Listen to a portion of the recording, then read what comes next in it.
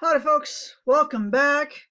So in this final video, I'm just going to quick go through the practice final. Hard to believe that it's already time to think about the final exams already. But yeah, and again, just kind of go through how I go about solving the problems. Again, I recognize it's by no means the only way, and in some cases it might not be the way that makes the most sense to you. If you have a way that makes more sense to you, again, as long as you end up with the correct answer at the end, it doesn't really matter too much to me which specific method you use. Again, as long as you end up with the correct answer. All right. So again, you can find this practice final on the Pearson website.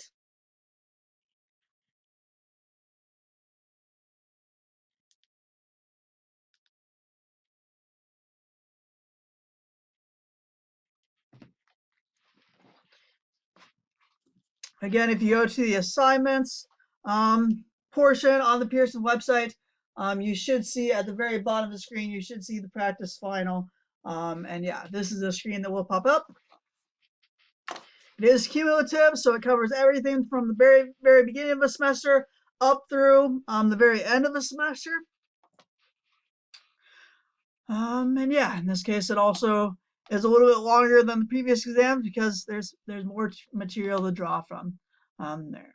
All right. So with no further ado, let's go ahead and get started because this could be a longer one. All right.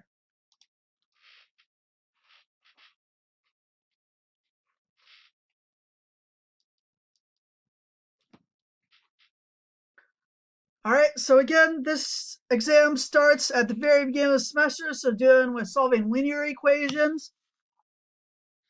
So here we have the equation 15 plus 7x equals 8 times x minus 2.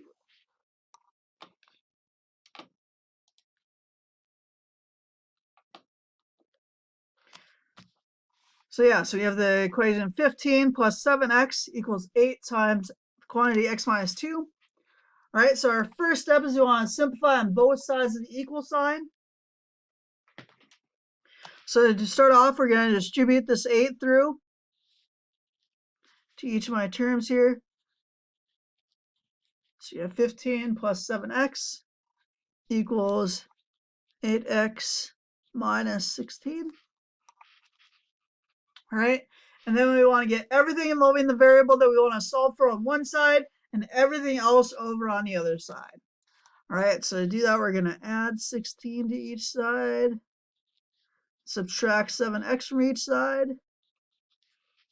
So that's going to cancel out the 16s and cancel out the 17 or 7x's. So we have 15 plus 16, which is going to be 31, and 8x minus 7x would be 1x there. Which at this point, if you had something that wasn't 1 here, you'd divide both sides by the coefficient in front of your x. In this case, dividing by 1 doesn't change anything. So we're left with the final answer of x equals 31.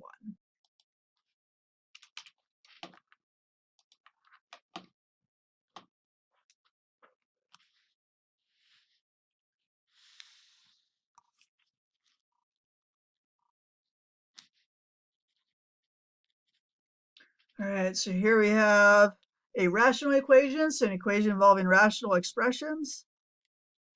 So we have 1 over y minus 3 minus 1 over y plus 3 equals 6 over y squared minus 9. All right, so when you have a rational function, what you're going to do is you're going to find your least common denominator between all the denominators that you have here. So to start off, we're going to factor all of our denominators. In this case, the 2 on the left are already factored. Here we have the difference of squares. So we have a squared minus b squared. So that's going to be a plus b times a minus b. All right, so here we have y squared minus 3 squared. So that's, when we factor that out, that's going to be y plus 3 times y minus 3. All right, so then your least common denominator, again, you start off, you're going to factor everything. and then you're just going to take the product of all your unique factors. So just working our way from left to right here. So we have y minus 3, y plus 3, and then for the right-hand side, we have y plus 3 and y minus 3, which we've already accounted for each of those, so we don't need to account for those a second time there. All right, and then you're just going to multiply every single one of your terms by that least common denominator.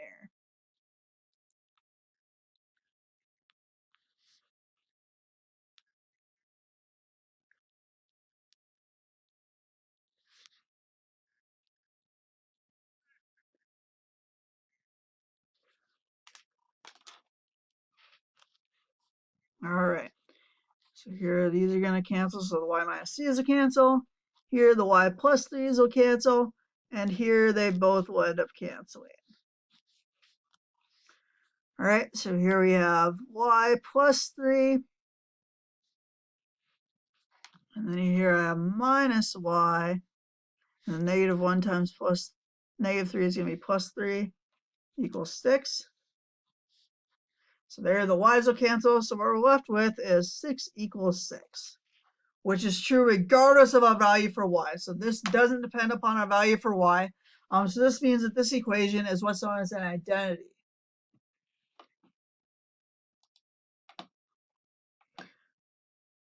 So here we have the equation as an identity. Generally, the equation or the solution set for an identity would be all real numbers, but we do have some stipulations because we can't divide by 0. So here we have a solution set is going to be all real numbers y, but y cannot equal 3, because if y equals 3, then this first expression is going to have a 0 in the denominator. And then y cannot equal negative 3, because if y equals negative 3, then the second expression is going to have 0 in the denominator.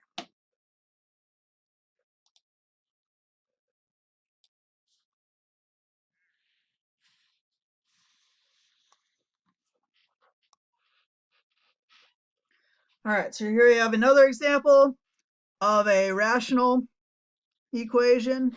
So you have 2y over y plus 1 equals 5 minus 2 over y plus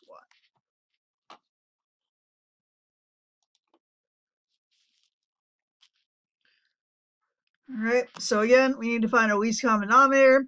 In this case, our least common denominator is again going to be the product of each of your unique factors. So they're already all factored here. So my least common denominator is just going to be y plus 1.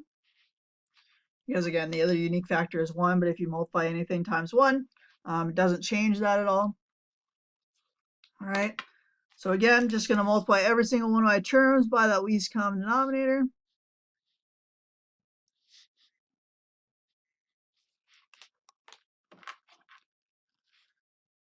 So here the y plus 1's will cancel. Here the y plus 1's will cancel.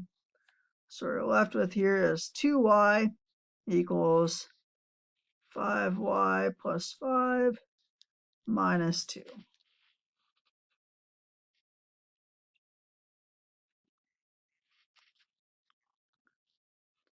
All right, so now I'm going to subtract a 5y from each side.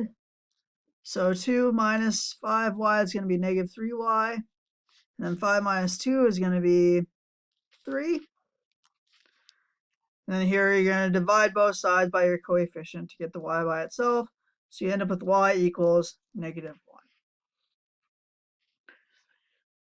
However, if y equals negative 1, and we plug that back into our equation here, we're going to end up with zeros in the denominator, so y cannot equal negative 1. So this is what's known as a contradiction or an inconsistent equation.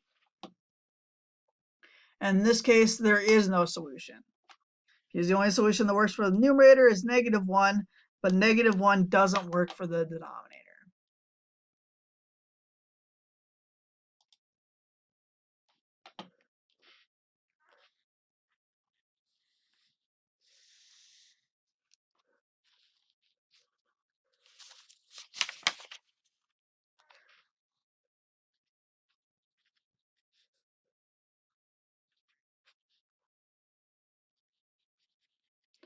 All right, so the next one here is dealing with an absolute value equation. All right, so your first step in solving an absolute value equation is to get it so you just have the absolute value all by itself on one side. So to do that, we can add a 12 to each side.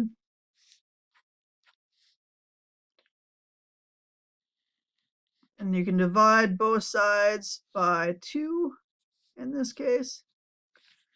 So we have absolute value of y plus 2 equals 12 over 2, which is going to equal 6. All right, so in this case, we have y plus 2 could equal positive 6, or y plus 2 could also equal negative 6. Because if I take the absolute value of negative 6, that's also going to equal 6. All right, so here I can subtract a 2 from each side. So you end up with y equals 6 minus 2, which is 4. And here I have y equals negative 6 minus 2, which is going to be negative 8.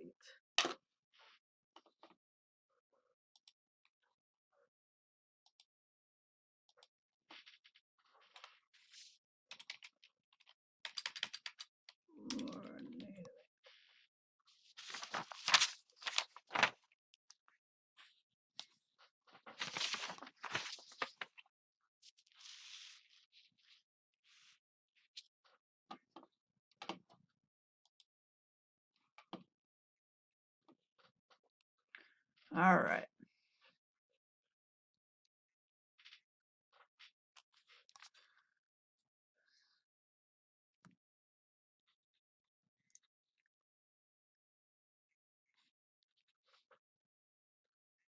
Minus 3 equals 1/3 x minus 1.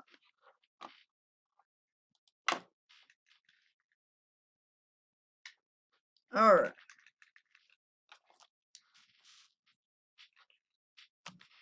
All right. So here again, we have a rational equation. So again, I'm just going to find my least common denominator. In this case, my least common denominator is going to be 6. So I'm just going to multiply everything times 6 here. So here, the 6 and the 2 will cancel. Here, the 6 and the 3. All right. So we have 3 times x minus 3, so that's going to be 3x minus 9. And then negative 3 times 6 is going to be minus 18. And here I'm going to distribute the 2 through, so we have 2x minus 2.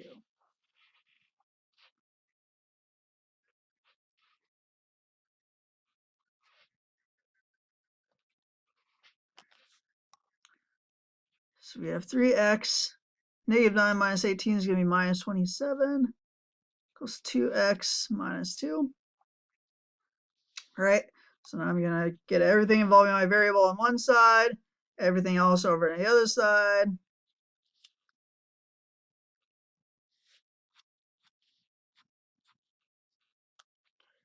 Three x minus 2x. So that's going to be 1x. And then negative 2 plus 27 is going to be 25. So we end up with x equals 25. And again, these questions are really nice because if you're ever curious as to whether you have the right answer, you can always plug it back into your equation up top. So if I plug in 25 and for x, and if I do 25 minus 3 divided by 2 minus 3 is 8. And then if I take 1/3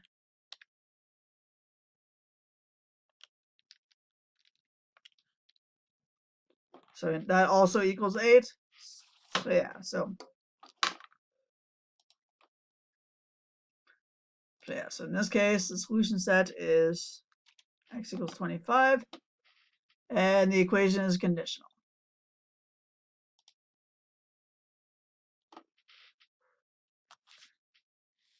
All right.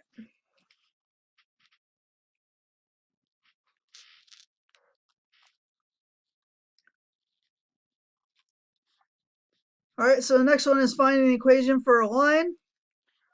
So here we have a line through the points. -1, 2, and 2, -2. Oh.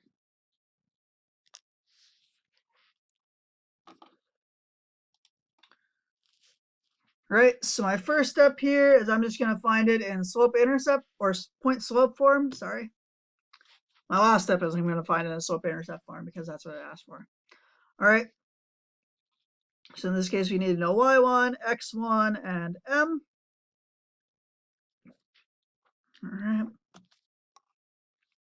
So again, your coordinates are xy coordinates. So you have x1, y1, and here we have x2, y2. So I'm just going to go ahead and use the first point. You could also use the second point, and you'll end up with an equivalent expression. So I'm just going to stick with kind of the nomenclature that I've started with here. So I'm just going to go and use the coordinates for the first point. But again, doesn't really matter which point you use as long as you're consistent.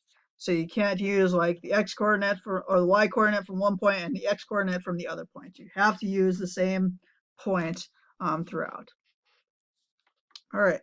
So here I have y1 is going to equal 2 and x1 is going to be -1. And then my slope is going to be your change in y, so y2 minus y1, divided by the change in your x values, so x2 minus x1.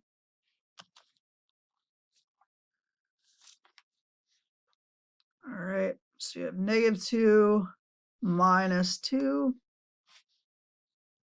divided by x2, which is 2, minus -1.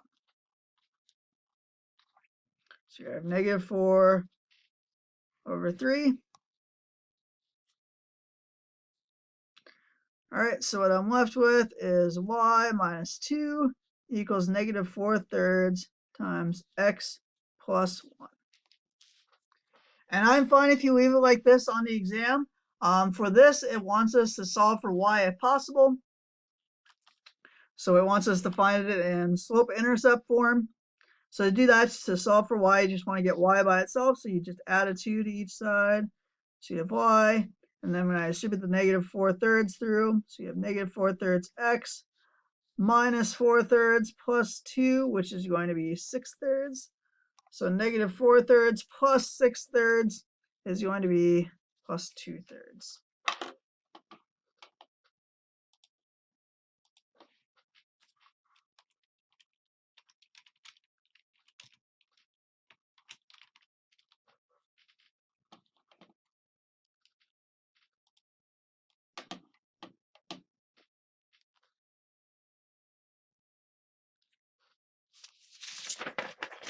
All right.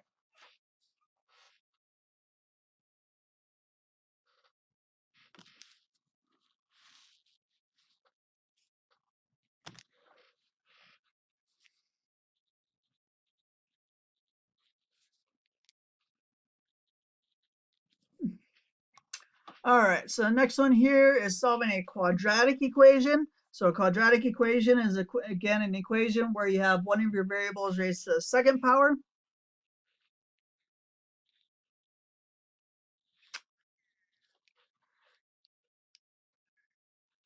All right. So to start off, I'm going to distribute the c through. So we have c squared minus 4c equals 21. So here I can subtract a 21 from each side to get it in standard form. Standard form means that I have everything on one side of the equal sign equals 0 over on the other side. And at this point, you have several different methods that you can choose to solve this. You can use completing the square. You can use the quadratic formula. In this case, it does end up factoring nicely, so I'm going to go ahead and use the zero factor property. But again, regardless of which method you use, you'll end up with the same answer at the end. Again, as long as you do all the arithmetic right. So here I want to factor this. So to factor this, I'm looking for two things that when I multiply them together give me -21, and when I add them together give me -4. So in this case, that's going to be -7 and plus 3. Because if I take -7 times 3, that gets me -21. -7 plus 3 gets me -4. And as long as you have a factored expression equaling 0, so it only works if you have it equal 0, you can just set each of those equal to 0. So we can't go up here and set each of these equal to 21. So this only works when you have 0 on one side.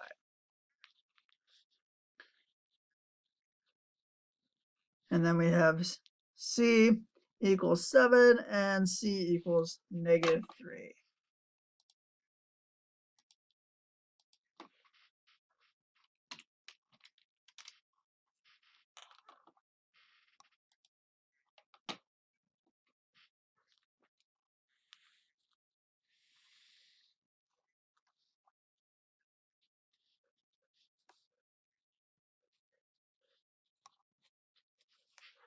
All right.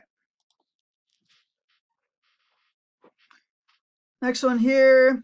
So here we have a rational equation, which is going to lead to a quadratic. All right. So again, our least common denominator in this case is going to be the only denominator we have, really. So that's going to be x. So I'm just going to multiply everything times x.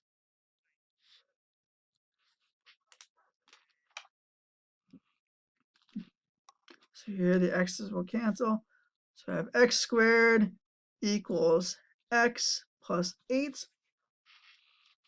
All right. So if I go and try to get this in standard form, so again, everything on one side equaling 0 on the other side, so you can subtract an x, subtract an 8. So you have x squared minus x minus 8 equals 0. All right. And if I try to figure if I can factor this, so the factors of 8 are going to be 1 and 8 and 2 and 4. Neither of those add up to -1. So in this case, I can't solve this by factoring. So I'm left with either completing the square or using the quadratic formula. Most of the time, I try to avoid doing completing the square. So I'm going to go ahead and use the quadratic formula. Again, that is x equals -b plus or minus the square root of b squared minus 4ac all over 2a. All right. So here we have x equals, so b is going to be whatever is in your middle term. So in this case, x is going to be -1, or b is going to be -1. So we have -1 plus or minus the square root of b squared, which is going to be -1 squared, minus 4 times a, which is going to be your leading coefficient. So in that case, it's going to be 1, times c is going to be your constant term. So that's going to be -8. All divided by 2 times a, which is going to still be 1 there. All right. So just doing the arithmetic here, so we have -1, so that's going to be +1 plus or minus the square root of 1 plus -4 times -8 is going to be 32 all over 2.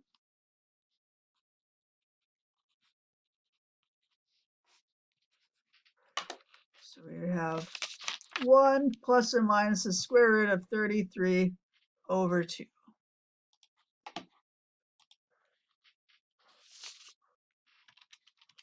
1 plus square root of 33 over 2.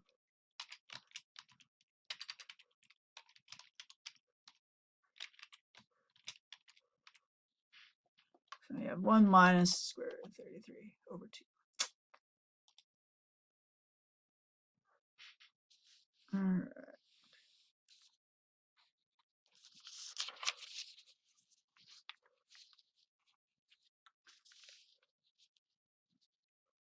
All right.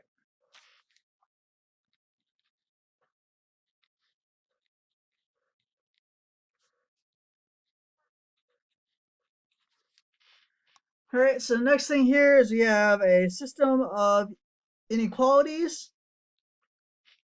So here I have -3 is less than 2x plus 1, which is less than or equal to 5. All right, so to solve this, I'm just going to subtract 1. So I want to end up with x in the middle here. All right, and if I do it something to the middle, I have to do it to both sides of my inequality symbol.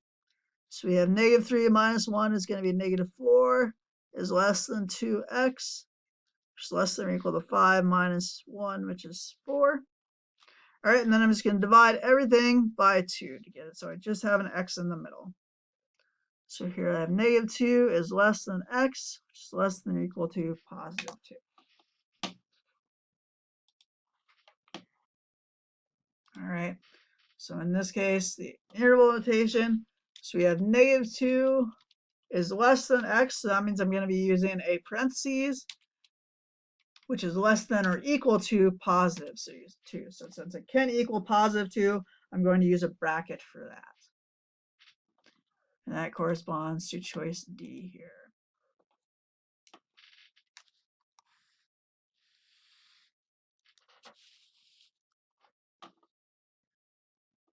All right, so the next one here is dealing with absolute value inequalities. So you have the absolute value of 3x minus 1 is less than or equal to 5. All right, so if you have the absolute value is less than a constant, to solve this, you're just going to take a string, set up a string of inequalities. So we have -5, so the opposite of whatever your constant is. It's less than or equal to 3x minus 1, which is less than or equal to +5. All right, and then you're just going to solve this just like you solved the previous one here. So here I'm going to add 1 to each side. So you have -4 is less than or equal to 3x. It's less than or equal to 6. And I'm just going to divide everything by 3. So we have -4/3 is less than or equal to x, which is less than or equal to 2.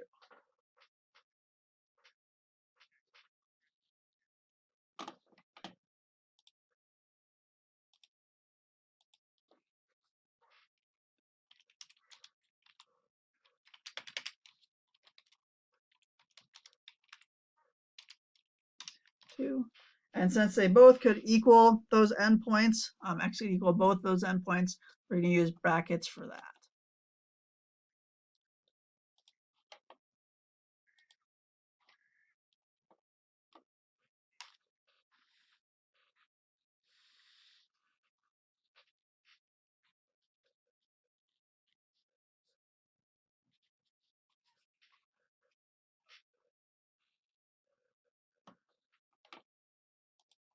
All right, so here we have the absolute value of x minus 4 is greater than or equal to 1. So if you have the absolute value is greater than, that's when you're going to set up two separate inequalities. So we have x minus 4 is greater than or equal to 1. Or we could have x minus 4 is less than or equal to -1. So your first inequality is going to be, you're just going to ignore the absolute value. And your second one is you're going to flip the inequality symbol and change the sign on your constant. All right, and your solution is going to be the union of these two sets. So here we're going to have +4, +4. So we have x is greater than or equal to 5. And here we have +4, +4. So here we have x is less than or equal to 3.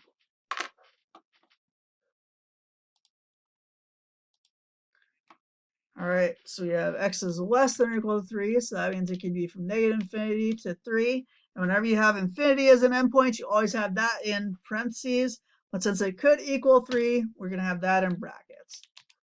And then we're going to do the union. So x is greater than or equal to 5. So we have 5 brackets all the way up to +infinity, which is also going to be parentheses there. So that's going to correspond to choice A here.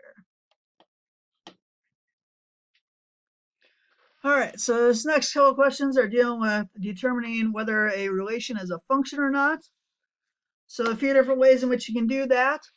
So a function is just a relation. So a relation is just a set of points, so a set of ordered pairs. So you have just a set of x and y coordinates.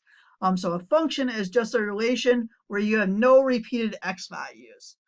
So how that corresponds to a graph, so if you have the graph and you're trying to determine whether that graph is a function or not, is we can use this known as the vertical line test. So the vertical line test says, if I could draw a vertical line that hits the graph, so a straight up and down line that hits the graph at more than one spot, then I have a graph that is not a function. So for example, if I have the vertical line at x equals, we'll say -1 here. So that's going to hit the graph at 2 spots here. So that means that this is not going to be a function of x. Whereas if I had something like this, every single vertical line I draw is going to hit the graph at most once. So that means that this would be a function. All right.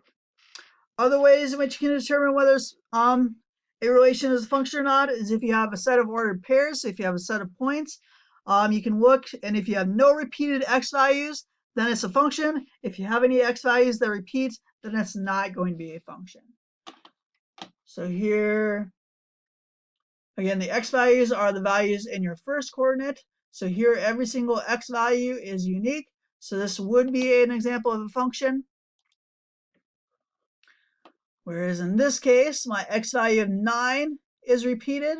So that means that this is not going to be a function. So if you have any repeated x values, then you have something that's not a function. All right. If you have relations, some of the properties that we talk about, so one is the domain and range. So the domain are all the different x values that get hit by that relation, and the range are all different y values that get hit by that relation.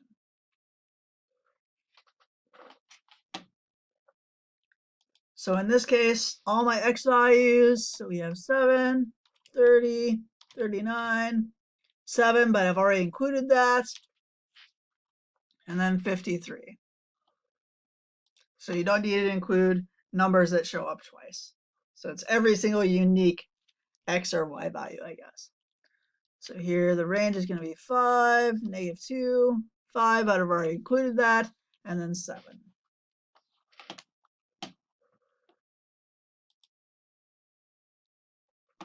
All right.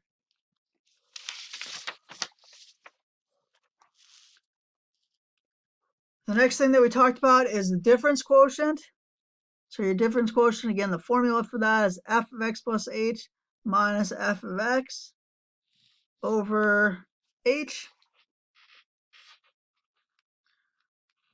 All right, so the difference quotient is just talking about, another way of talking about the slope of a function.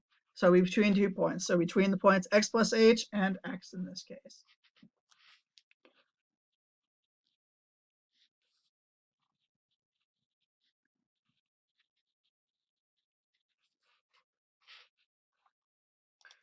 All right, so here I have my function is 3x squared plus 9x plus 9.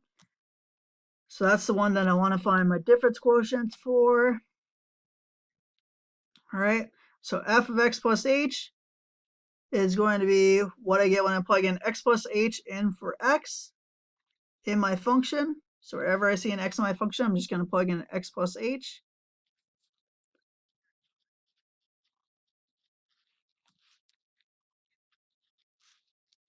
And then we have minus f of x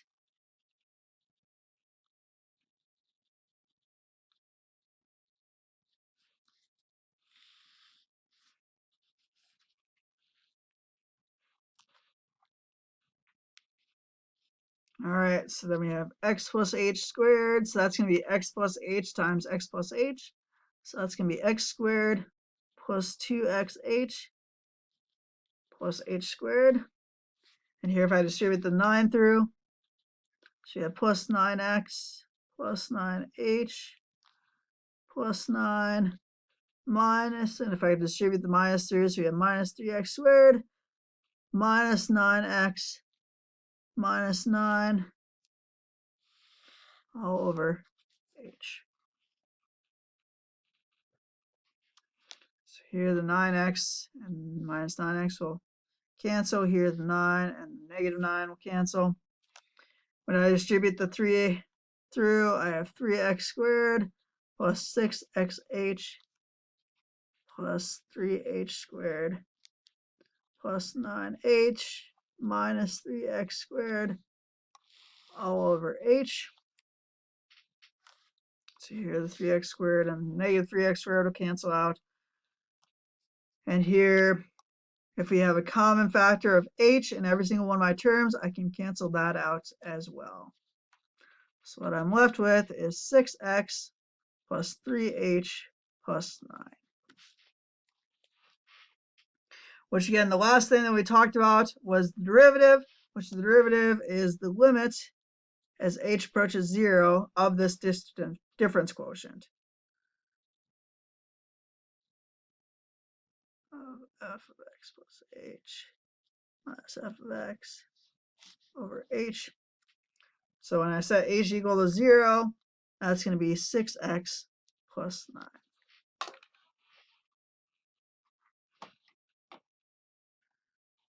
So that would be the derivative of the function f of x. So the difference quotient is the 6x plus 3h plus 9, and the derivative is the 6x plus 9.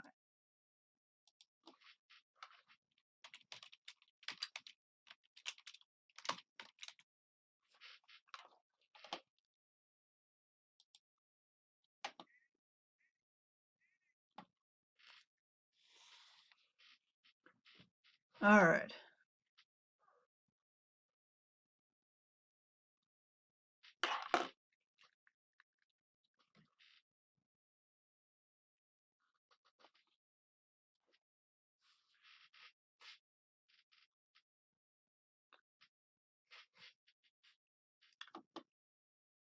All right, so this question is dealing with transformations of graphs or transformation of functions and how those affect the graphs of a said function.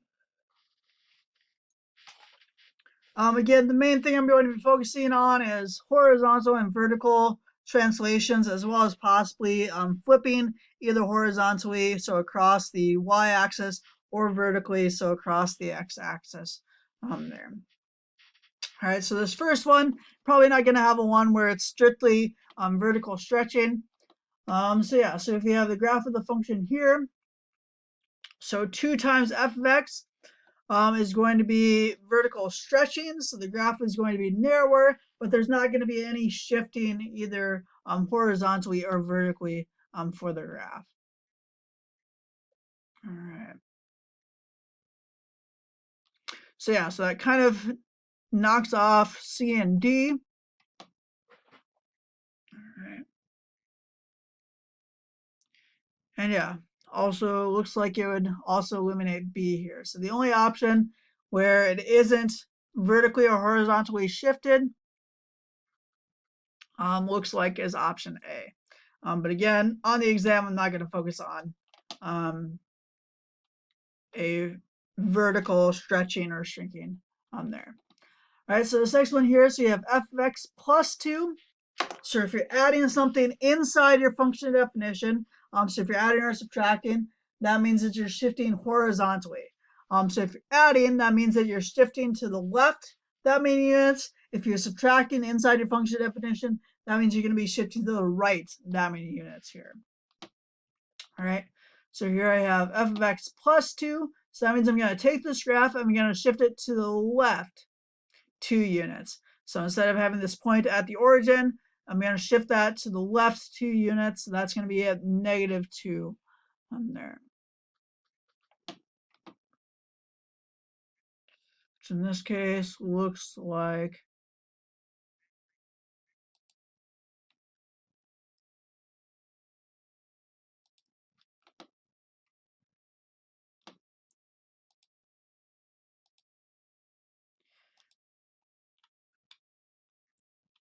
is D. All right. Next one here, so you have f of x minus 2 plus 4. So here we have a horizontal shift because we're subtracting something inside my function definition. But here we also have a vertical shift. So if you're adding or subtracting something outside your function definition, that means that you're dealing with a vertical shift, however many units. So if you're adding, you're shifting up. If you're subtracting, that means you're shifting down that many units. All right, so here we're going to be shifting to the right 2 and up 4. So that's going to be B. And the last one here, so we have -2 times f of x plus 4. So here I'm adding something inside my function definition. So again, that means that I'm shifting to the left that many units. And here negative means that I'm flipping the graph across the horizontal axis, so across the x-axis there. So instead of going down, it's going to be going up. at the end there. So in that case, that's going to be C.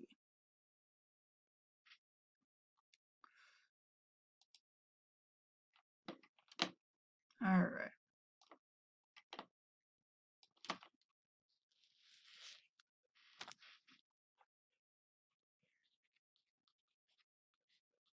So the next thing was we have operations with functions. So here we have f of x equals x minus 1 and g of x equals x squared minus x. And here we're trying to find f plus g, that function evaluated at the point -6. All right. So to find the sum, difference, product, or quotient of functions and evaluate them at a given point, you're just going to take each individual function evaluated at that point. So in this case, I'm going to take f of -6 and g of -6, and then you're just going to perform the indicated operation. So here, since I'm adding inside here, I'm going to add the results of the two functions there. All right. So here I have -6 minus 1, so that's going to be -7. And here when I take -6 squared minus -6, so we have -6 squared minus a -6. So I end up with 42. So -7 plus 42 is going to be 35.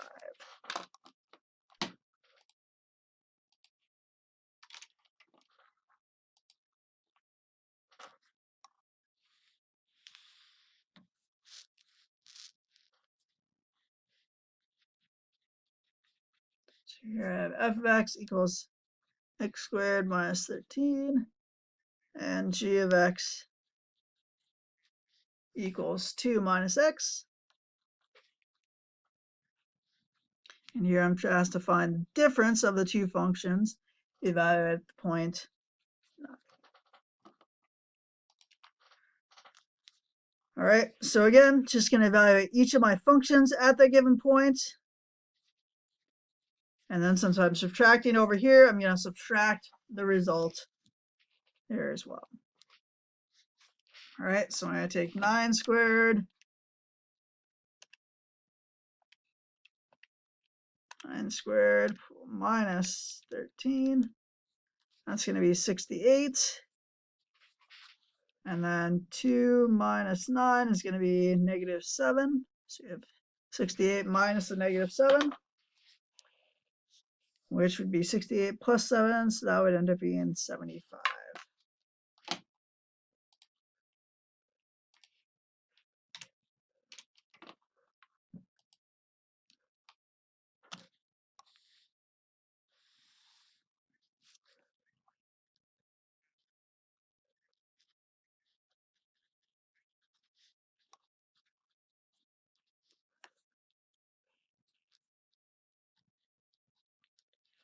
All right, so here we have f of x equals x squared minus 5 and g of x equals 17 minus x. And here we're asked to find the product of two functions evaluated at the point -10.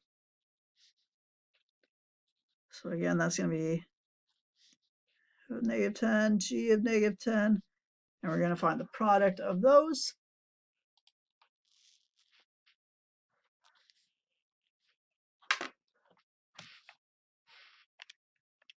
All right, so we have -10 squared minus 5 is 95. And 17 minus a -10. So that's going to be positive 27. All right, so we have that answer times 95. Gets me 2565.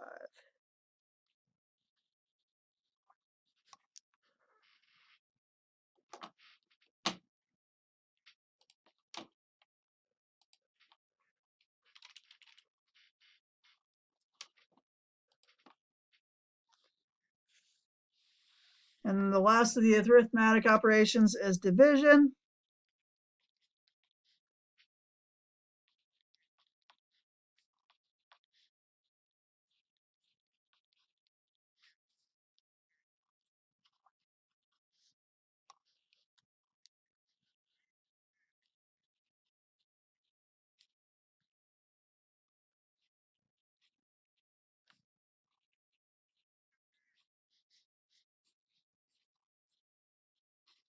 All right.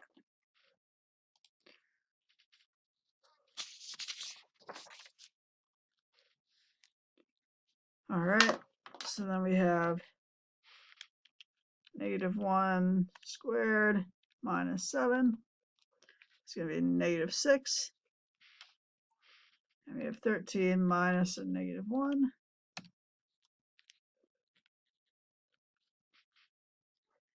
All right. So -6 over 14, so that's going to be -3 over 7.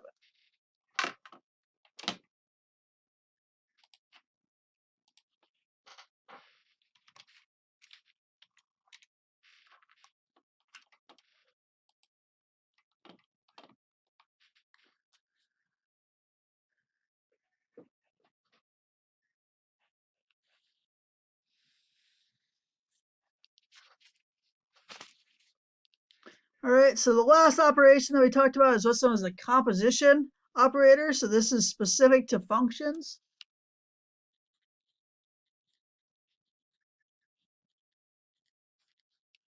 Oh. All right, here we want to find f composed with, or g composed with f of x. All right. So to solve this, we just work our way from the inside out. So we start off, we take f of x, and then we take whatever we have for f of x, and we plug that in to my function for g. So that's going to be g of 2x minus 1.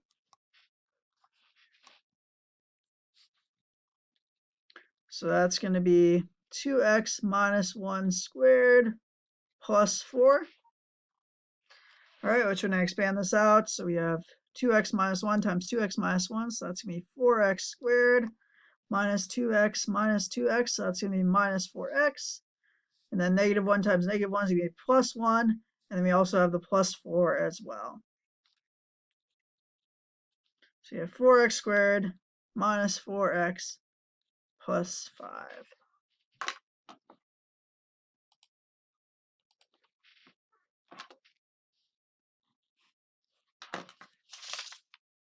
So you have 4x squared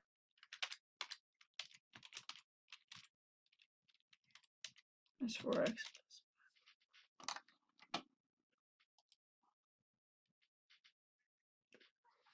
All right.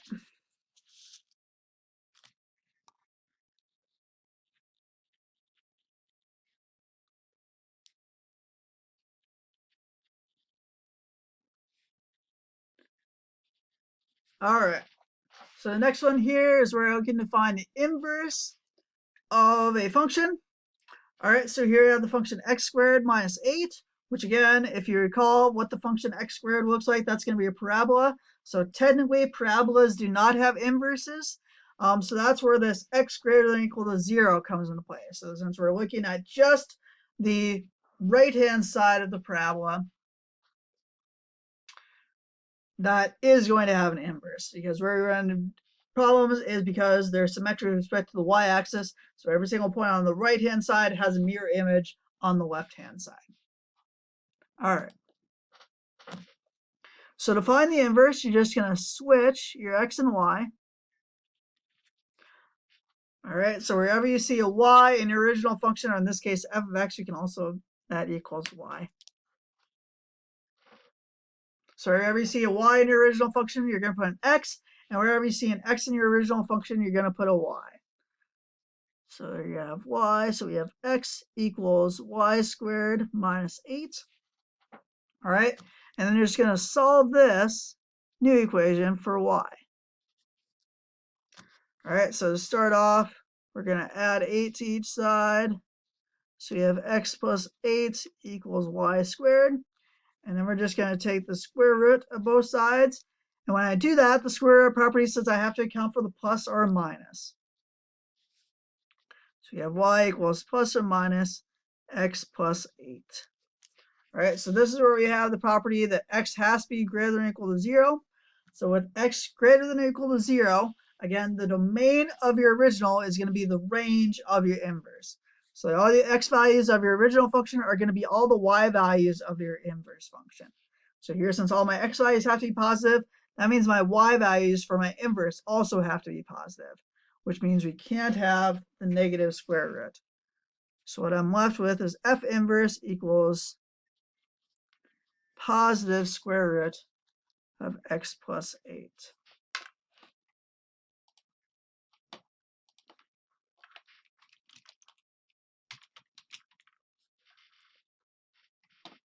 All right. So you have x squared minus 8. So that's going to be the parabola moved down 8 units. And here you have x plus 8. So that's going to be my square root function shifted to the left 8 units. So that's going to be a here.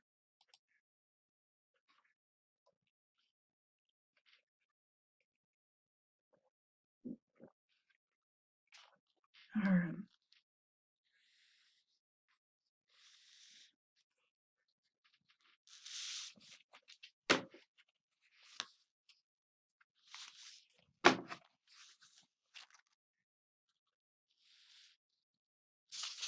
All right.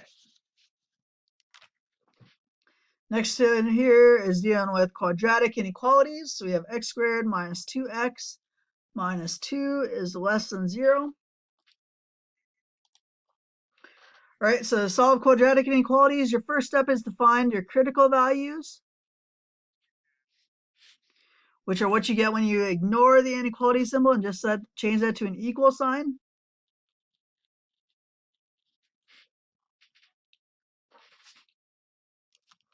Which in this case, I think the only way that we can really solve this is either using completing the square or use the quadratic formula. I'm going to go ahead and use the quadratic formula.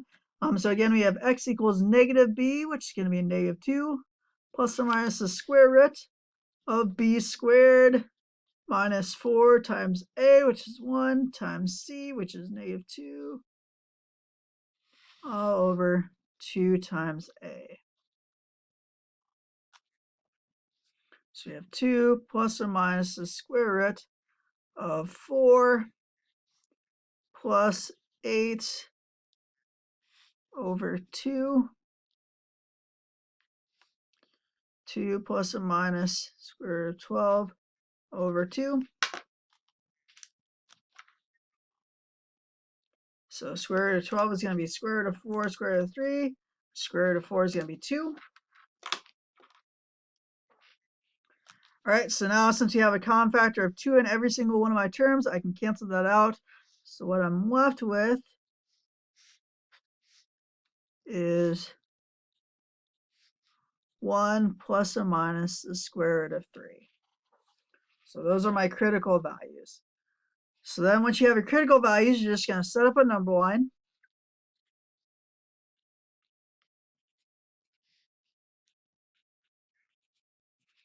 All right, and that's going to choose mark off your intervals.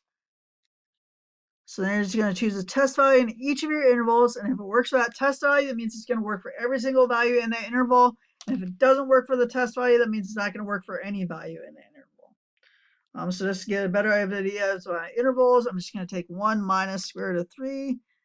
That gets me about negative 0.73. And 1 plus square root of 3 is going to be 2.73.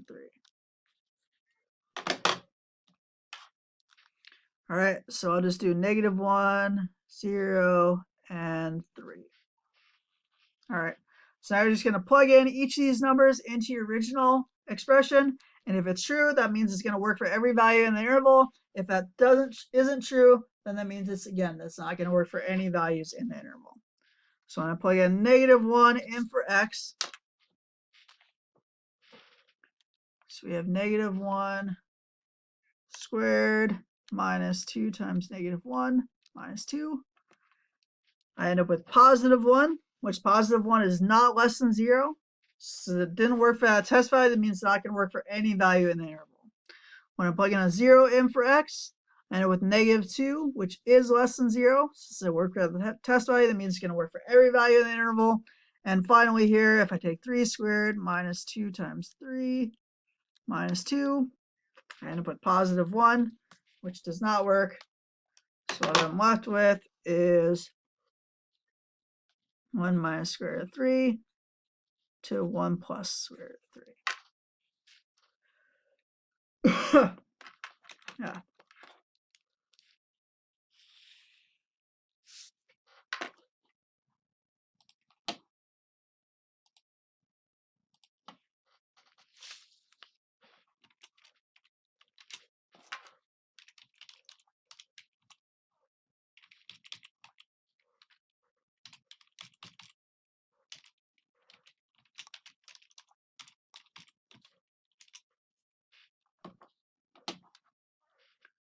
All right, so that's going to be that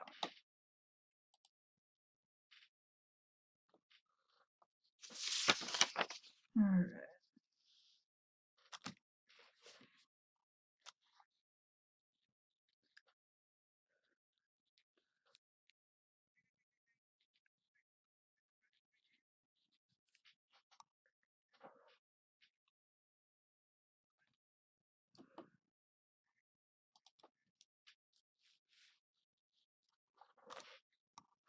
All right, so here you have another example. So you have y squared plus 12 is greater than 10y. All right, so again, the first step is to find your critical values. So y squared plus 12 equals 10y. So here I'm going to subtract 10y. So you have y squared minus 10y plus 12 equals 0. Which again, I don't think we can factor this. So we have y equals negative b, which is negative 10, plus or minus the square root of b squared. So negative 10 squared minus 4 times a, which is 1, times c, which is 12, all over 2 times a.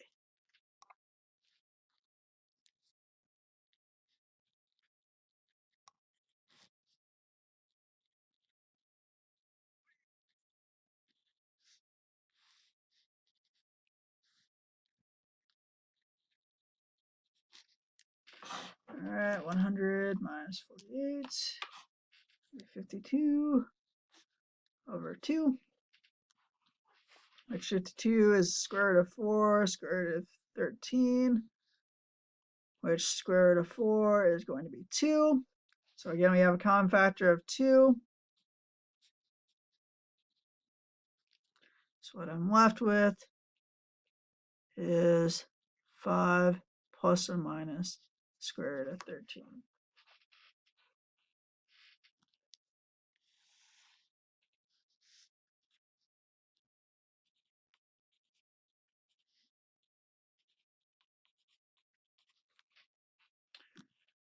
All right. So again, just going to get an idea as to what these looks like. So this is 1.39 about. And we have 5 plus square root of 13. Which is about 8.61. All right. So again, just going to choose a test value in each interval. So here that is 0. Here I'll do 2, and here I'll do 9. All right. So when I plug in 0 in for y here, and with 12 is greater than 0, which is true. So that means it's going to work for that whole interval there. If I plug in a 2 in for y, I have 2 squared is going to be 4, plus 12 is going to be 16. And on the right hand side, I have 20. 16 is not greater than 20. So that means it's not going to work for that interval. And finally, if I take 9 squared, that's going to be 81 plus 12 is going to be 93. And then on the right hand side, I have 90. 93 is greater than 90. So that means it's going to work for that interval as well.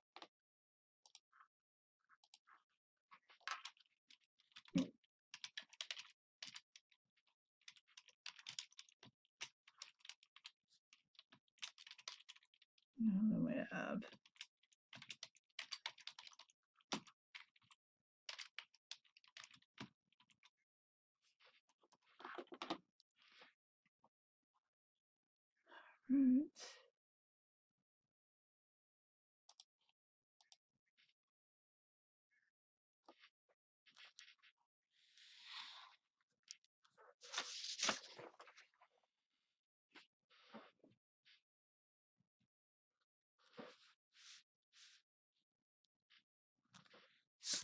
All right, so here we're asked to find the maximum or minimum value for a quadratic function.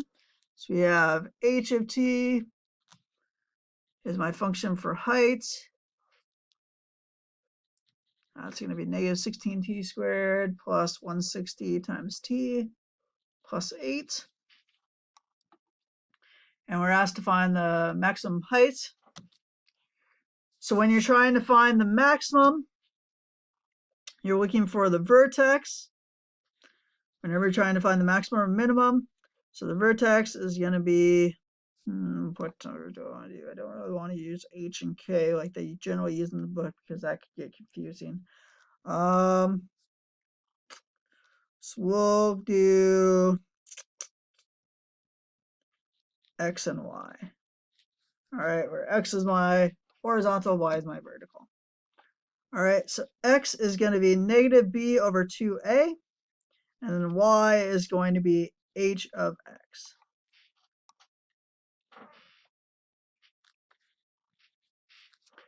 All right, where a and b again are the same as with the quadratic formula.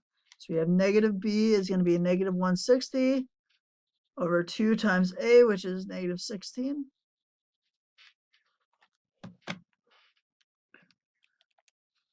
So we have negative 160 divided by 2 times negative 16, so that's just going to be negative 32. So we have my time is going to be 5 seconds. So that's the time that it takes to reach that maximum value. And that maximum value is going to be h of 5. So we have negative 16 times 5 squared plus 160 times 5 plus 8.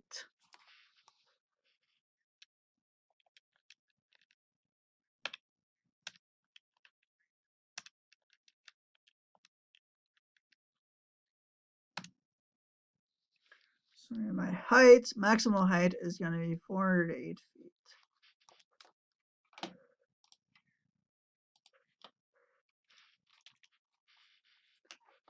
All right, and to find how long it takes to reach the ground,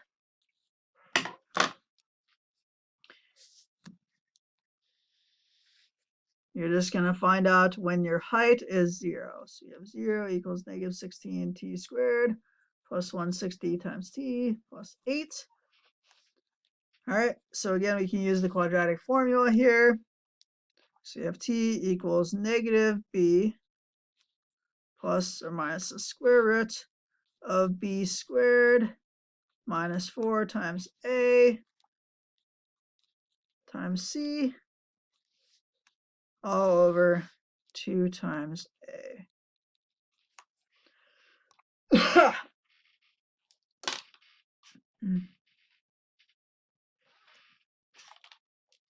All right. So you have negative 160 plus or minus square root. So I take 160 squared minus 4 times negative 16 plus 8.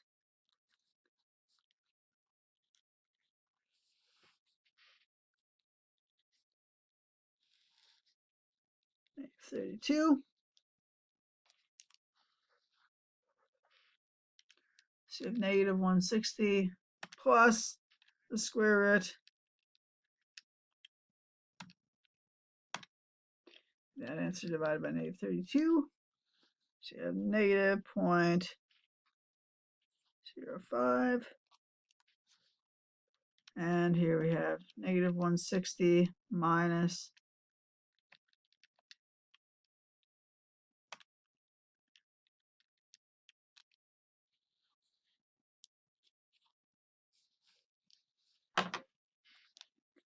0.4975247.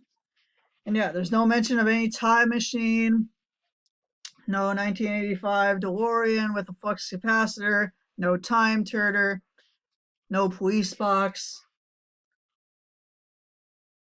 no Bill and Ted telephone booth. Yeah, whatever time traveling device is relevant.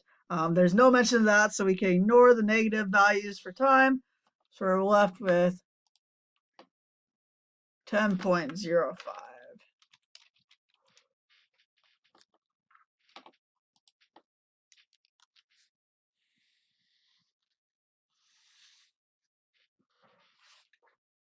All right.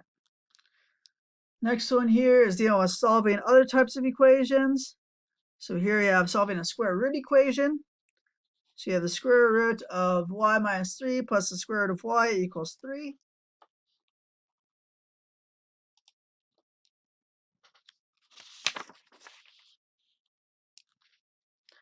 All right, so here your first step is you want to get it so you just have a single square root all by itself on one side. So I can subtract the square root of y from each side. You can also subtract the square root of y minus 3 from each side. Either way, you'll end up with the same answer at the end.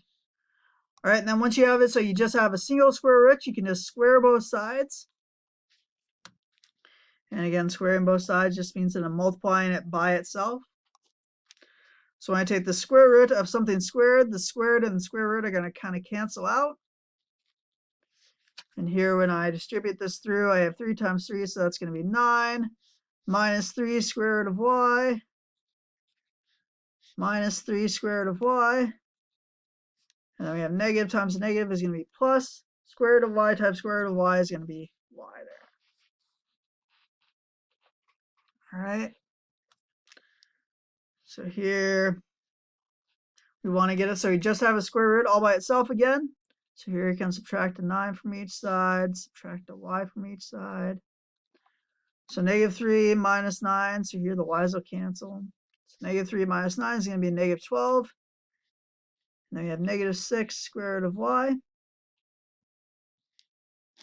So you can divide both sides by negative 6. So you have square root of y equals negative 12 over negative 6, which is going to be 2. And then finally, you can square both sides again to get rid of the square root. So you end up with y equals 4.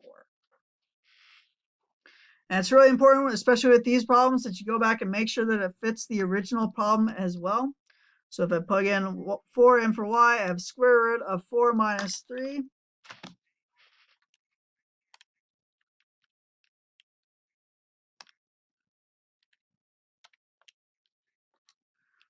Plus square root of 4 is indeed 3.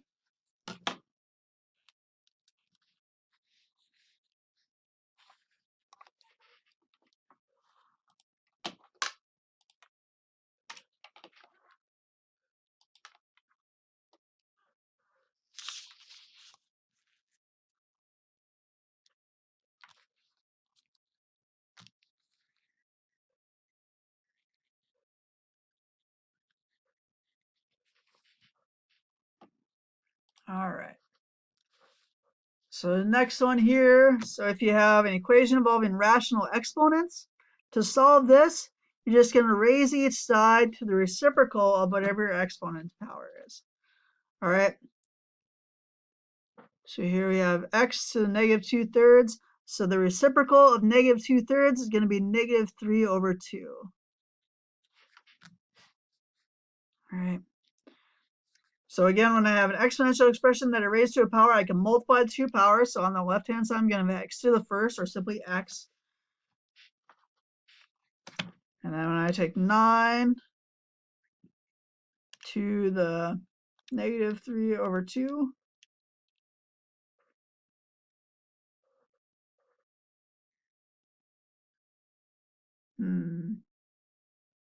okay. So that's going to be 1 over 27. All right. Now, one thing that you do need to keep in mind, so if you're using a calculator, your calculator is just going to give you one of the answers. If you have an even denominator here, you have to account for the plus or minus. If you have an odd denominator, you don't have to worry about it. Your calculator is going to get you the only answer that's appropriate. But your calculator is just going to get you the positive answer. So in this case,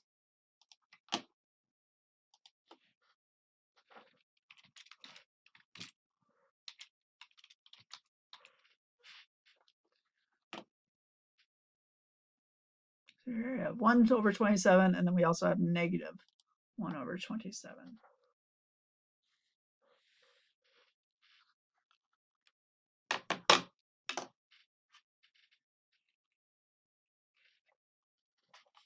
All right. Next questions here are dealing with asymptotes. So we have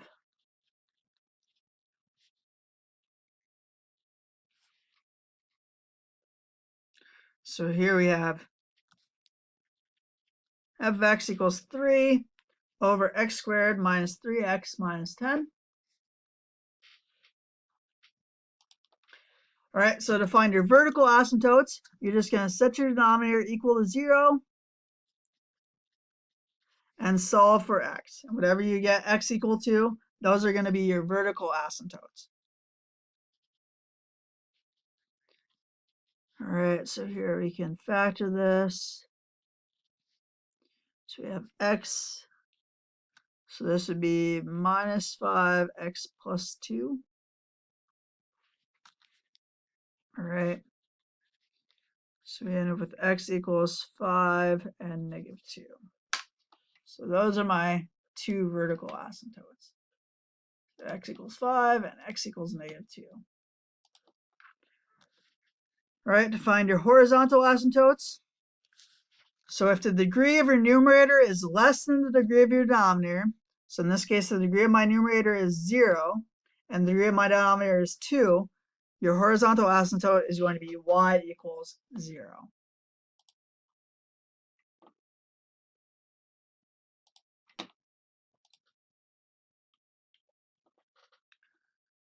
All right.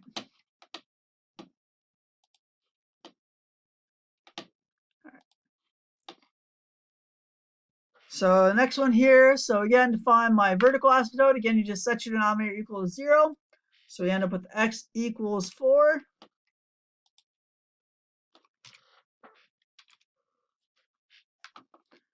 And in this case, the degree of my numerator is equal to the degree of my denominator. So if the degree of your numerator is equal to the degree of your denominator, so here they're both equal to 1, my horizontal asymptote is going to be y equals, and you're just going to take the ratio of your leading coefficients. So in this case, we're just going to take 5 over 1, or simply y equals 5. If I had 5x plus 2 over 2x minus 4, then my horizontal asymptote would be 5 over 2. And then there's not going to be an oblique asymptote question on the exam, so don't worry about that. Okay, an oblique asymptote would only occur if the degree of your numerator is exactly 1 more than the degree of your denominator. And yeah, if the degree of your numerator is greater than the degree of your denominator, then there's going to be no horizontal asymptote. So yeah, so those are the three things that can happen there. All right.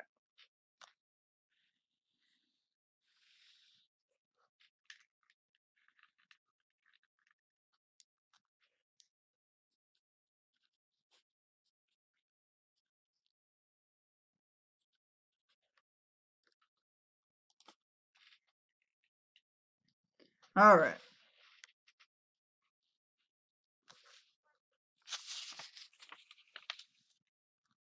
So here I have x minus 6 over x plus 4 is less than 2. So here I have solving a rational inequality. So to start off, you want to get it so you have everything on one side of your inequality symbol equaling 0 on the other side. And you want to get it so you have a single fraction. So to do that, I need to find a least common denominator.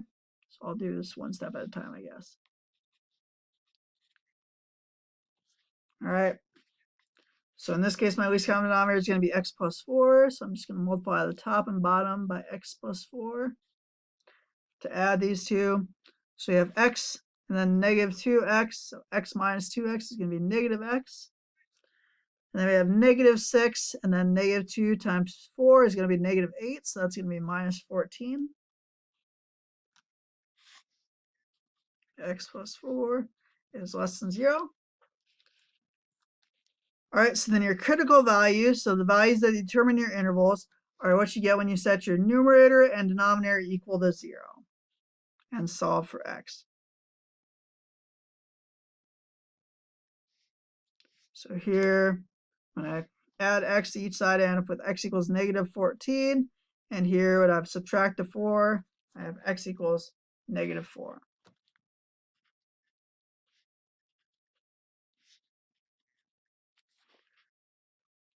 All right, so then you're just going to, again, choose a test value in each of the intervals. If it works for that test value, it means it's going to work for every value in the interval. If it doesn't work for that test value, again, that means it's not going to work for any value in that given interval. All right, so here we have, I'm just going to do -15. I'll do -5, and we'll do 0. All right. So again, you can choose either this one or this one. I'm going to go ahead and use this one here, just because it's easier for me to tell whether something's going to be positive or negative compared to whether it's going to be less than 2 or greater than 2. All right, so I'm going to plug in -15 in for x. So we have -15, which is going to be +15 minus 14. So that's going to be positive up top and negative on the bottom. So that is going to be less than 0. So since it worked for that test value, it means it's going to work for every value in the interval. All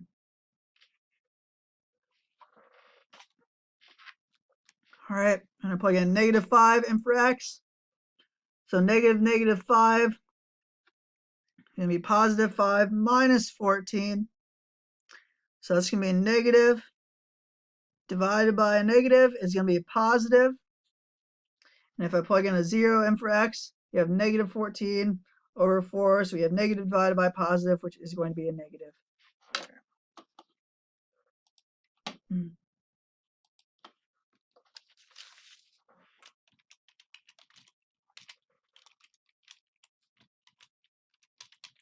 All right.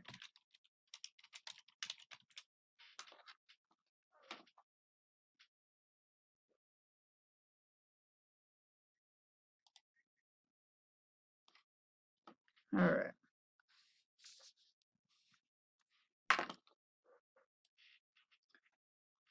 All right, so this next question is dealing with solving an exponential equation. So here we have 3 to the x equals 5.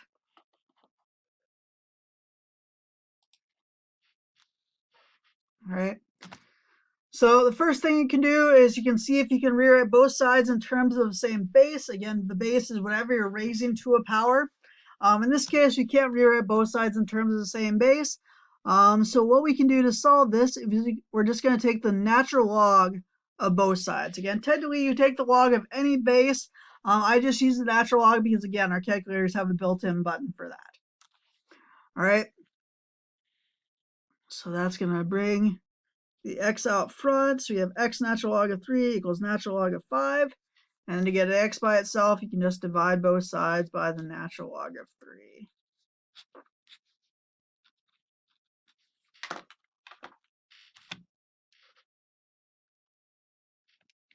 So here we have natural log of 5 divided by natural log of 3.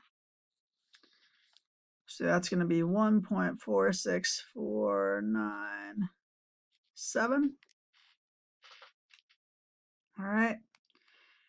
And again, you can kind of check to do a quick check here. So 3 to the first is 3. 3 squared is 9. So your answer should be somewhere in between 1 and 2, which just kind of fits the bill for that. So we have 1.46. And yeah, technically you'd round up the 9, so it'd be 1.4650.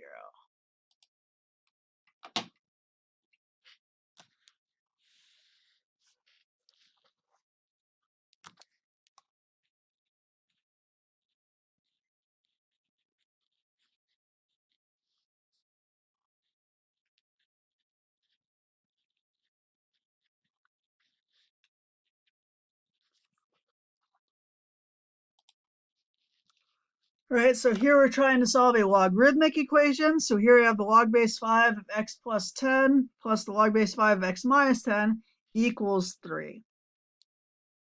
Right, so the first step is you want to rewrite it so you have a single logarithm. Right, so if we have the addition of two logarithms, that's going to be the logarithm of the products of my two arguments.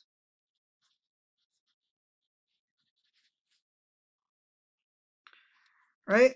So the next thing we're going to do is once we have a single logarithm, we're going to convert this to an exponential. So to do that, we're just going to take my base, raise it to whatever power my logarithm equals, and set it equal to whatever is inside my logarithm. So here you have x plus 10. Here you have x minus 10. And that's going to equal 5 to the third. All right, so when I expand this out, so we have x squared minus 10x plus 10x, so those are going to cancel. And then we have x squared, and then we have 10 times negative 10 is going to be minus 100. And then 5 to the third is going to be 125.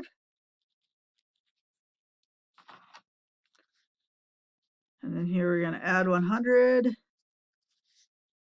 So you have x squared equals 225. Which I can take the square root of both sides. I'm going to do the half calc for a plus or minus. So we have x equals plus or minus the square root of 225, which is 15.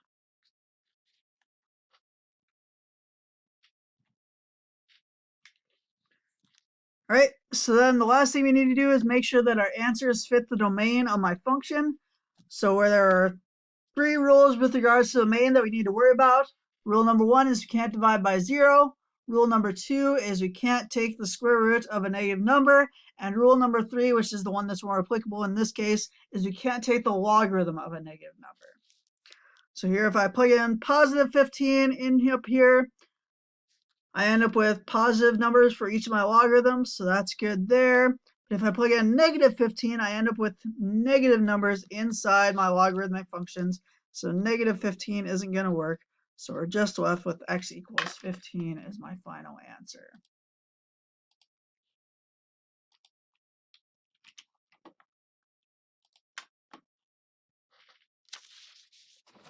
All right.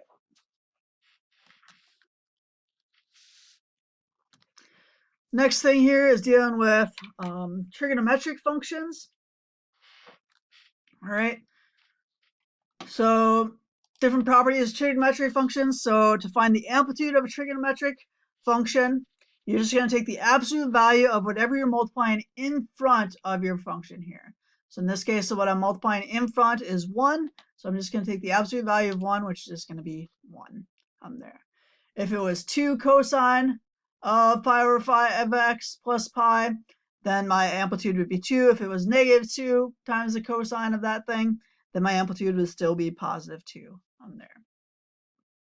All right, to find the period, you're going to take 2 pi divided by whatever you're multiplying inside your function definition. So in this case, I'm going to take 2 pi divided by pi over 5.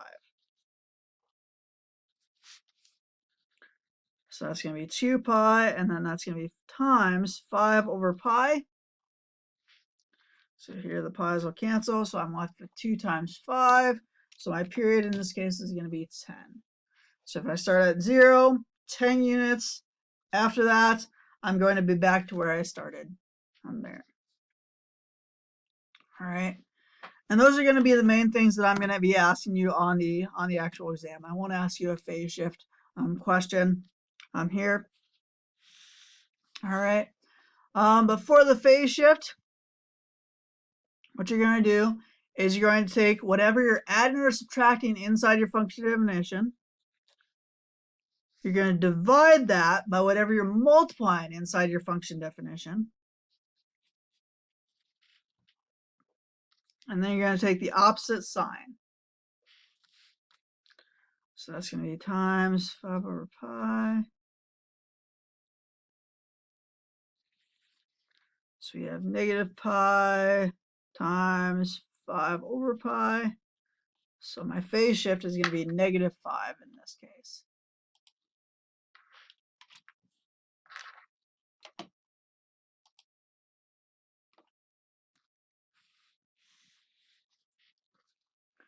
All right.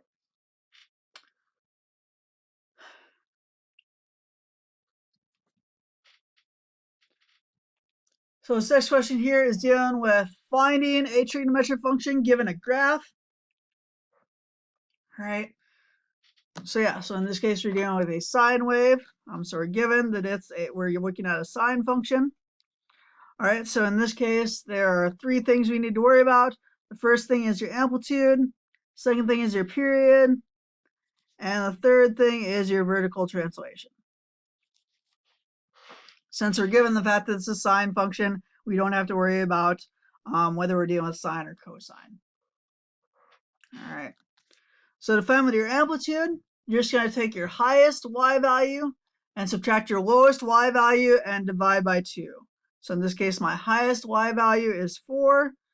My lowest y value is 0. So I'm just going to divide that by 2. So that's going to be 4 over 2, which is just going to be 2 in this case. Your period is going to be the distance between the 2 crests, or the 2 highest points here. So that's going to be 7 to 35. So when I take 35 minus 7, that's going to be 28. And that's going to equal 2 pi divided by b, where again, b is whatever I'm multiplying inside my sine function. All right, so to find b, I'm just going to multiply both sides by b. So I'm going to take 2 pi divided by 28. So I have b equals pi over 14. And the last thing is the vertical translation. So generally, my sine function would go through the origin. In this case, it's going through the point. It's going to cross the y-axis at 2. So that means that my vertical translation is up 2 units. So my final answer here is going to be y equals my amplitude, which is going to be 2, sine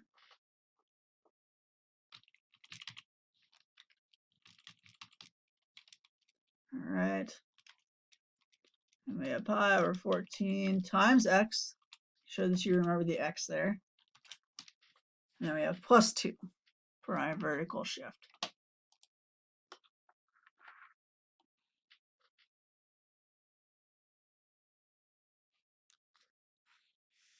All right, next thing is dealing with sine, cosine, tangent.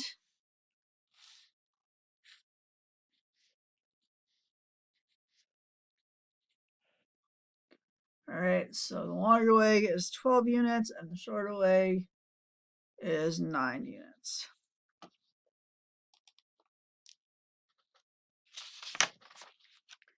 All right, so then we need to find my hypotenuse. So again, my h squared is going to be 9 squared plus 12 squared. So you have h squared is going to be 81 plus 144.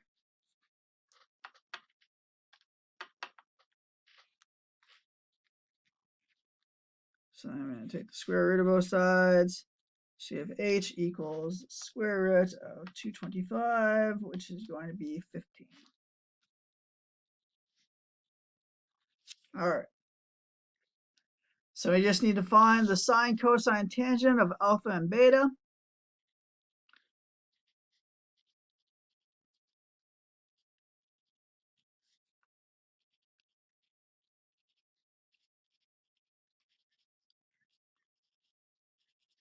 All right. So your sine is going to be your opposite leg divided by your hypotenuse. Again, your hypotenuse is the leg opposite your right angle.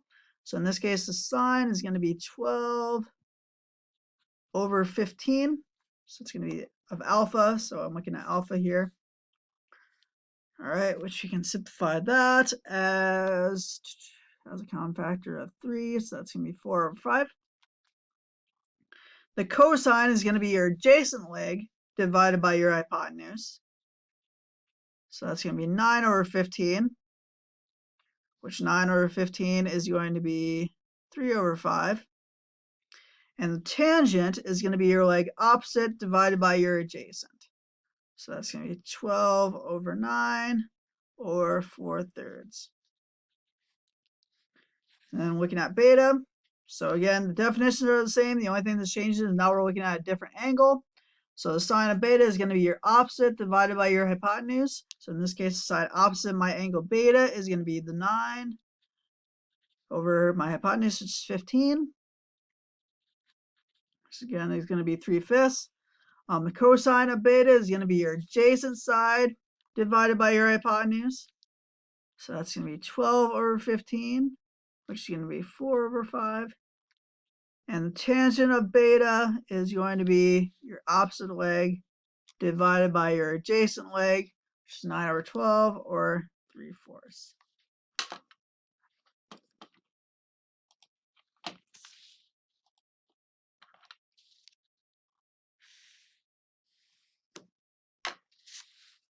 All right, so we have a sine of alpha is 4/5. Cosine of alpha is 3/5. Tangent of alpha is 4/3. Sine of beta is 3/5. Cosine of beta is 4/5. And tangent is going to be 3/4.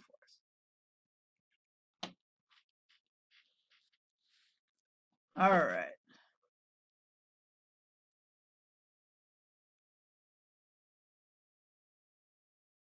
So here we have a problem involving solving right triangles. So a girl was hiking directly towards a long straight road when she encountered a swamp. She turned 65 degrees to the right and hiked 3 miles in that direction to reach the road. How far was she from the road when she encountered the swamp?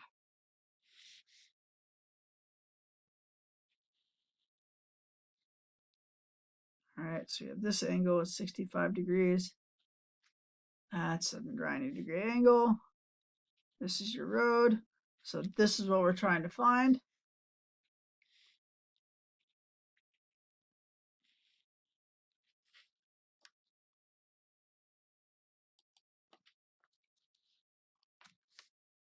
Right? So here we have this angle here, and we're looking for my adjacent side, and we have the hypotenuse. So adjacent, hypotenuse, that means that we're going to be using the cosine function. So you draw the triangle, figure out what information you have and which ratios you're going to be using. So we have the cosine of 65 degrees is going to be x divided by my 3 miles. All right, so then we solve for x. You're just going to multiply both sides by 3. So you have 3 times the cosine of 65. So then my x is approximately 1.2679. All right, and this is just kind of a type of the problem that you might encounter. So you might not have a question that deals exactly with the cosines. You might need to use the tangent. But again, this is just going to give you ideas to how to solve these types of problems there. All right. So the 1 decimal place is 1.3.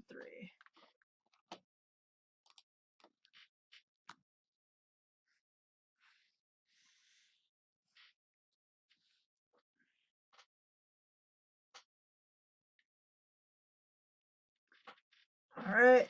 So this next one here is dealing with solving oblique triangles. All right. So the first thing we're going to do is we're going to find our angle. So to find the missing angle, again, you have the sum of the interior angles of a triangle is 180 degrees. So to find your missing angle, you just take 180 minus 69 minus 70. So my missing angle is going to be 41 degrees.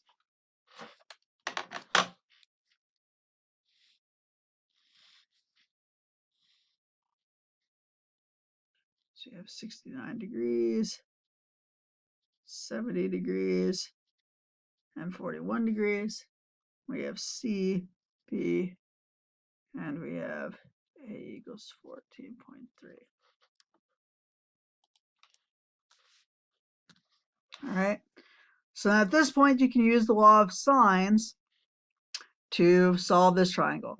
And again, like the previous exam, I'll give you the law of sines, the law of cosines, those types of formulas. So you don't need to worry about memorizing all these formulas. I'll probably give you the law of sines, law of cosines. I don't think there's any trig identity questions, so we don't really need the trig identities. I'll probably give you the quadratic formula. Yeah, I don't know if there's any other equations that would be handy to give you. If you have any equations that you think would be handy to know, let me know, I guess. All right. So anyway, we're using the law of sines here. So we have b divided by the sine of the angle opposite side b, which is going to be 69 degrees. And that's going to equal my side A, which is 14.3, divided by the sine of the angle opposite that, which is going to be 70 degrees. So I'm going to get B by itself. And multiply both sides by the sine of 69 degrees. So you have 14.3 sine of 69 divided by sine of 70.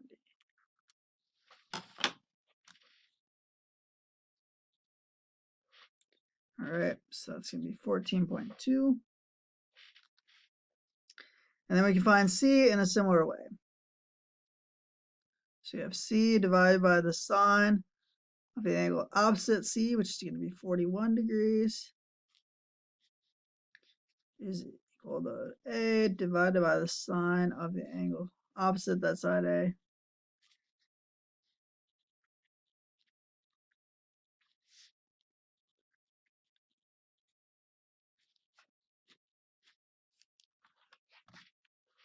So here you have 14.3 sine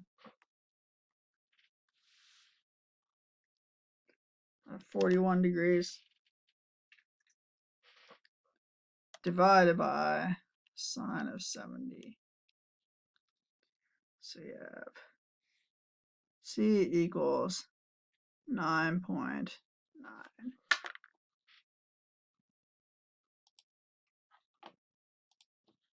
So you have B is 14.2 and C is 9.9. And again, you can kind of check to make sure you're on the right track. So again, your largest side should be opposite your largest angle. And then again, you can work your way down. So your second largest side will be opposite your second largest angle, and your smallest side will be opposite your smallest angle. Again, that's not necessarily saying that if that's the case, your answer is definitely going to be right. But it's more of a test to see if your answer is incorrect.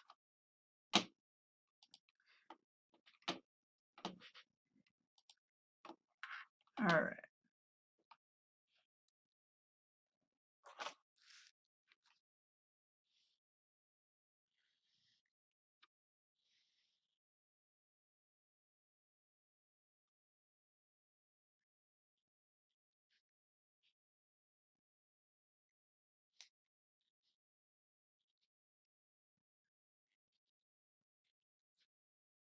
All right, so here we have A is 24.1, B is 14.5, and C is 22.3. All right.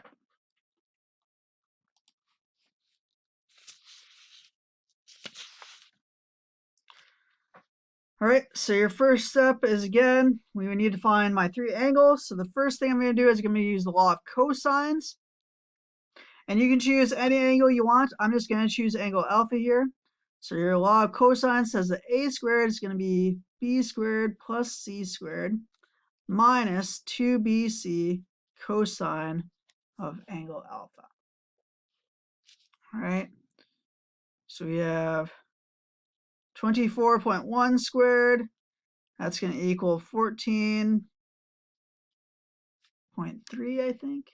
Can't read my own writing. 14.5. So that's going to be 14.5 squared plus c squared, which is 22.3 squared, minus 2 times 14.5 times 22.3 cosine of alpha.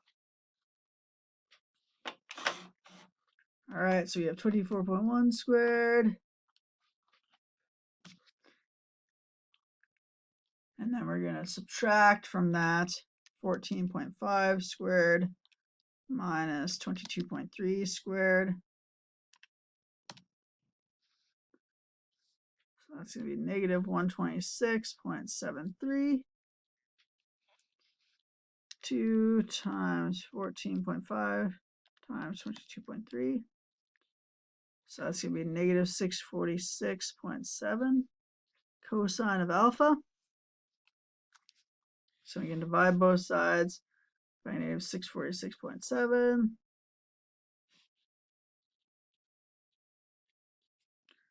So you have 126.73 divided by 646.7. And then we're going to take the inverse cosine of my answer. So alpha is going to be 78.7.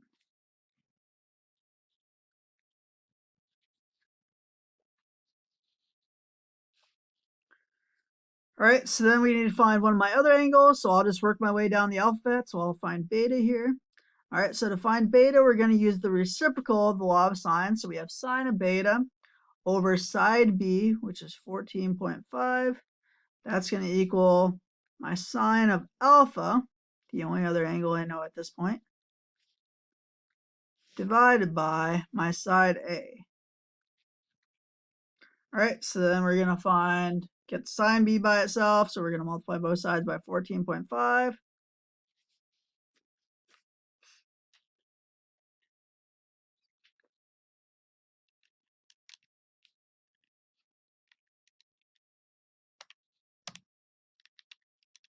So you have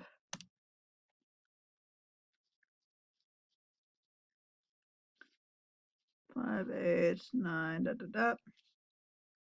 All right, so then we're going to take the inverse sine of that. And that gets us an angle B, which is 36.2, rounded to 1 decimal place. All right, so then to find my final angle, now I can use the fact that the sum of the angles inside my triangle is 180 degrees. So you have 180 minus 78.7 minus 36.2 gets me 65.1. And again, your largest angle should be opposite your largest side. And again, you can work your way down from there. All right, so we have alpha is 78.7, beta is 36.2, and 65.1.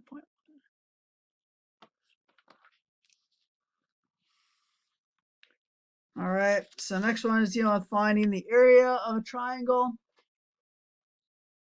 If you know the lengths of the legs. So again, you have a Heron's area formula, which again, I will give you this formula here. So again, you just have to know how to use it, just like in the previous exam. All right, so we have, start off, we're going to find our semi-perimeter, which semi-perimeter is just half of the perimeter. So half of the sum.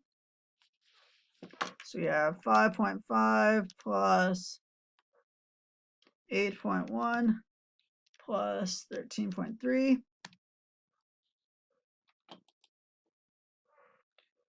And we divide that by 2.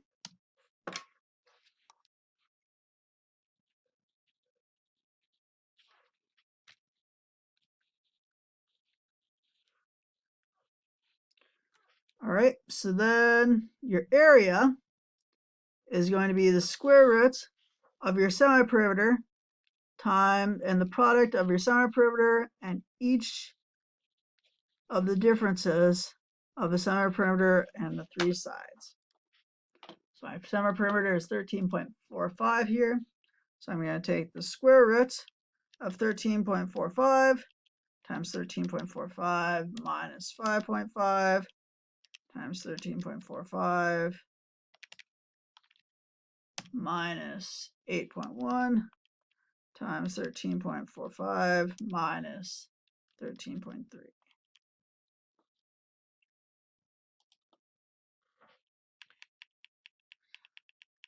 So yeah. So I plug that in, and I put the area of 9.263 and so on. So it's rounded to the nearest tenth. So we have 9.3 is going to be our final answer. All right.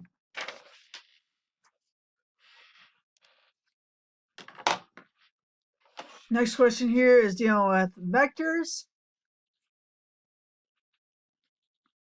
So we have vector A is 4, 6, and vector B is -6, -3. All right, so the first thing we need to do is you need to find the difference of the two vectors. So to find the difference of two vectors, when you have them written as components, you can just subtract the corresponding components from each vector. So we have 4 minus a -6, so that's going to be 10. And then we have 6 minus a -3 is going to be 9. All right. So that means my vector here is going to be in the first quadrant.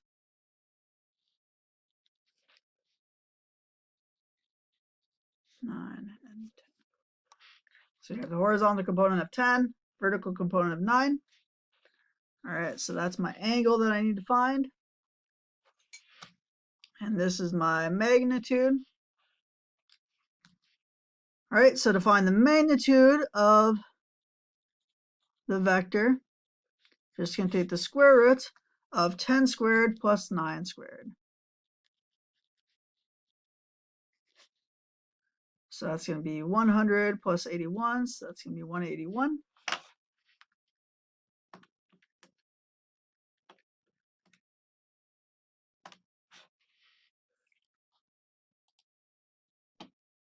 So let's round to 1 decimal place. So we can just take the square root of 181. So that's going to be 13.5. It was 13.45, so 1 decimal place is going to be there. All right, and then in this case, to find my angle alpha, that's going to be the inverse tangent. And my opposite leg is going to be 9, and my adjacent leg is going to be 10. And in this case, since I'm in the first quadrant, that's going to be my angle. So I don't have to worry about subtracting it from 180 or adding it or anything like that.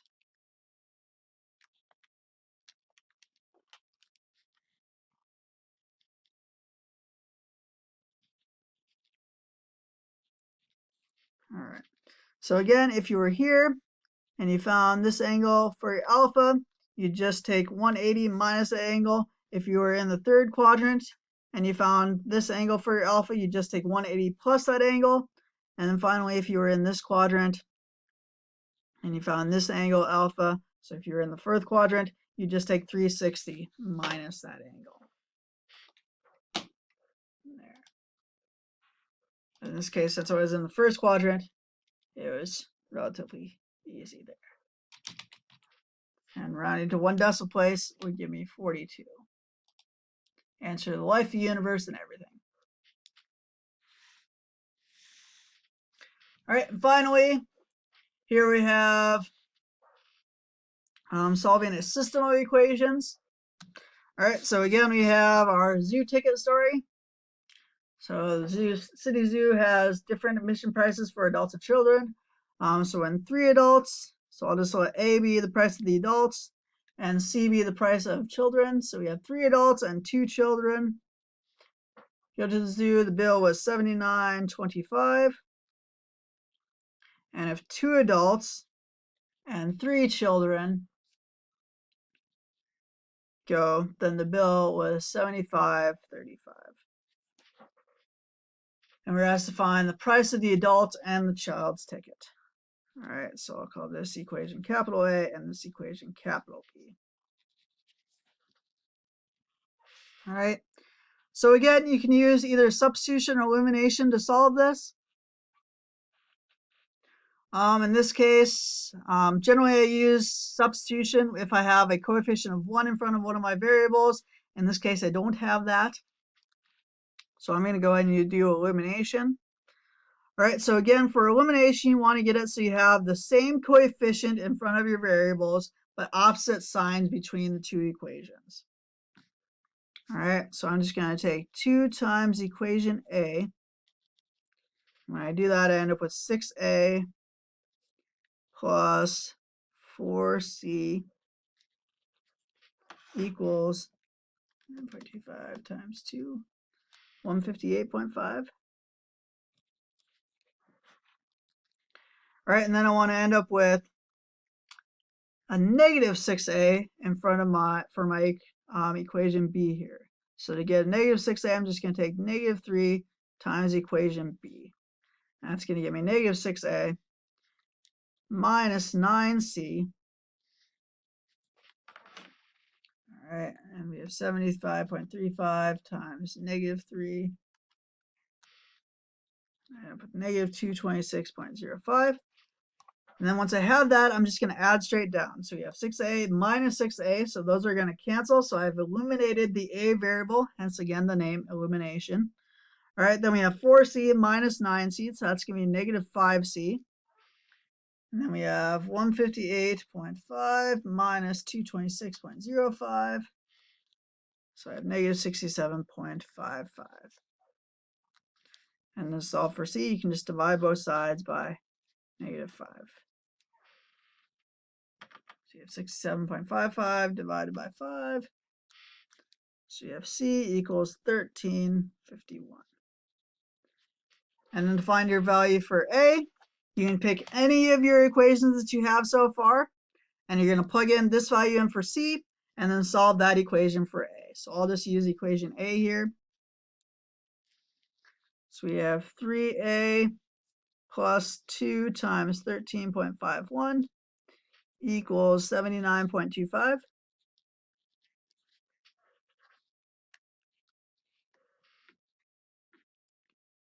So we have 3A plus 2 times 13.51, which is 27.02, 79.25. All right, so then we can subtract 27.02.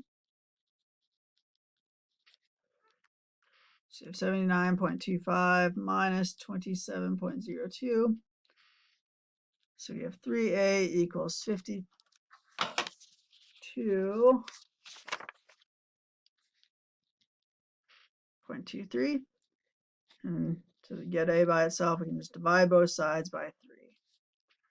So we have 52.23 divided by 3.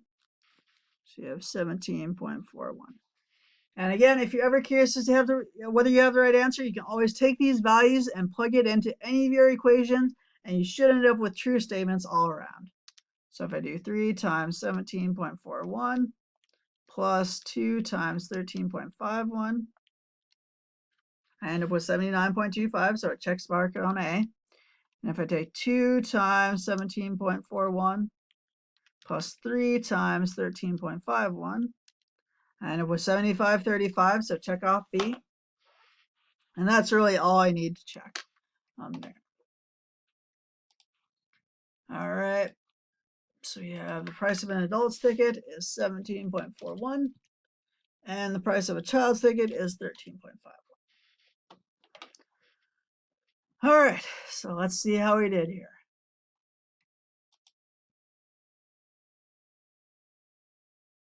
Oh, all right.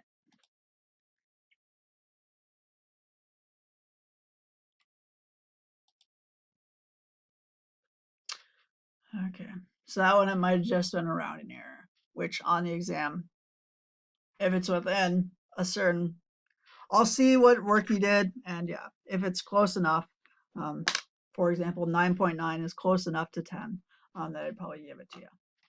All right, so that's it. Yeah, thanks for sticking with me through this.